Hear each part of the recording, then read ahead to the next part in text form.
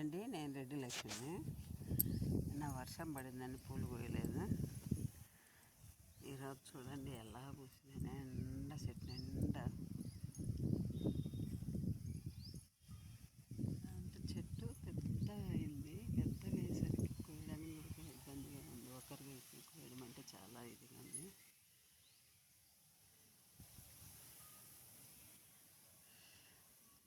చాలా పెద్ద చెట్టు అండి ఇది. ఒకరికంటే కనీసం అంటే గంటమ్మ పట్టు పూలు కోయడము, అంత పెద్దగా ఉంది. ఒక కొమ్మ కోసి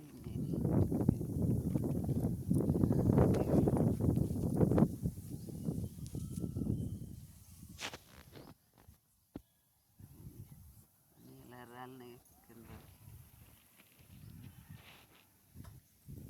మొత్తం రాళ్ళ కుప్పలు కింద పడిపోయినాయి. కింద ఓడిసి ఎత్తుకొచ్చిన అయినాక చెట్టు నిండా ఉంటాయి. చెమ్మెల్ అంటే నిజంగా అండి సీజన్ అంటూ ఏముండదు దీనికి, ఎప్పుడు పూస్తూనే ఉంటుంది. మనం ఓపిక పెట్టుకొని కోసుకొని దేవుడికి వేస్తే అసలు ఎంత అందంగా కనిపిస్తుందండి. రోజు మేము మాల వేస్తాము. నిన్న మొన్న కట్టలేక కొంచెము అట్లే పెట్టేస్తే మా బాబు ఫ్రెండ్స్ వచ్చినారు.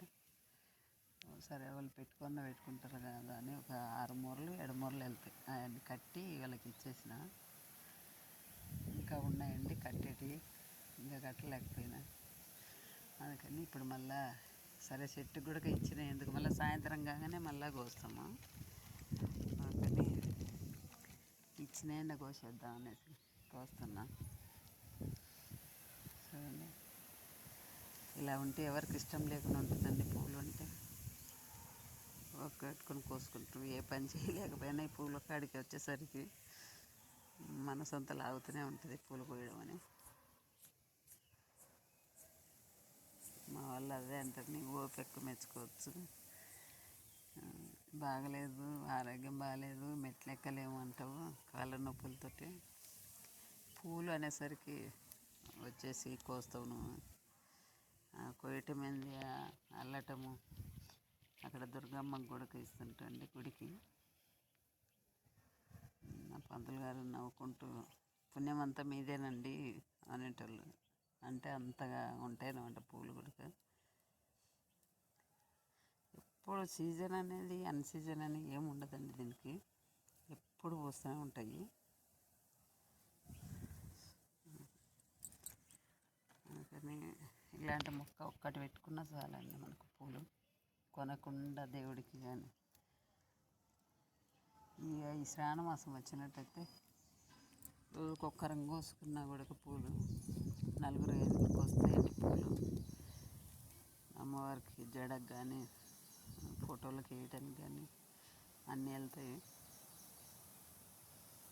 మనం కట్టుకుంటేనే 7-8 మూరలు వెళ్తాయి. అదే పూలలు కట్టే అట్లా పలసగా గినకైతే 10-12 వరకు వస్తుందండి. 10-12 మూరల వరకు వచ్చాయి. మనం కడతాం కాబట్టి చిక్కగా కట్టుకుంటాము, అన్నీ వెళ్తాయి. గంటమ్మ పడుతుందండి. అంటే నేను ఇప్పుడు కెమెరా పట్టుకున్నా కాబట్టి అలాగా ఉంది, లేకపోతే 2 చేతులతో కోస్తూ ఉంటాను.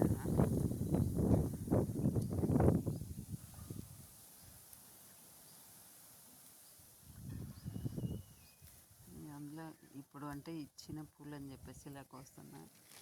మొగ్గల మీద అయితే అండి ఇవి అసలు కొయ్యాల్సింది ఏంటంటే ఈ కాడ ఉంది, కాడతో సహా కోసుకోవాలి. ఇలా కోస్తుంటేనే మళ్ళీ మొగ్గలు వస్తూనే ఉంటాయి. ఇలా కోస్తే అదే ఇలా తీసినామనుకోండి ఇంకా పక్కన మళ్ళీ రావు మొగ్గలు. ఏ పువ్వు అయినా సరే ఇలా కోయొద్దండి, ఎప్పుడైనా ఇట్లా కాడొచ్చేటట్టు కోసుకోవాలి. అప్పుడే మళ్ళీ పక్కన పిలకలు వస్తూనే ఉంటాయి, మొగ్గలు వస్తుంటాయి. ఇప్పుడు ఏంటంటే ఓపిక లేదు ఒకటి, పైన వర్షం పడుతుంది, సన్నగా రాలుతూనే ఉన్నాయి. అందుకని దన్న తెలుసుకుని ఇట్లా ఒట్టిగా కాడలు లేకుండా మేము మొగ్గలైతే అలాగనే కోస్తాం. మీరు ఎలాగొస్తారు, మీరు ఎలా చేస్తారు కామెంట్లో పెట్టండి. ఈ చెట్టు అనే ఇష్టం ఉన్న వాళ్ళు లైక్ చేయండి, షేర్ చేయండి.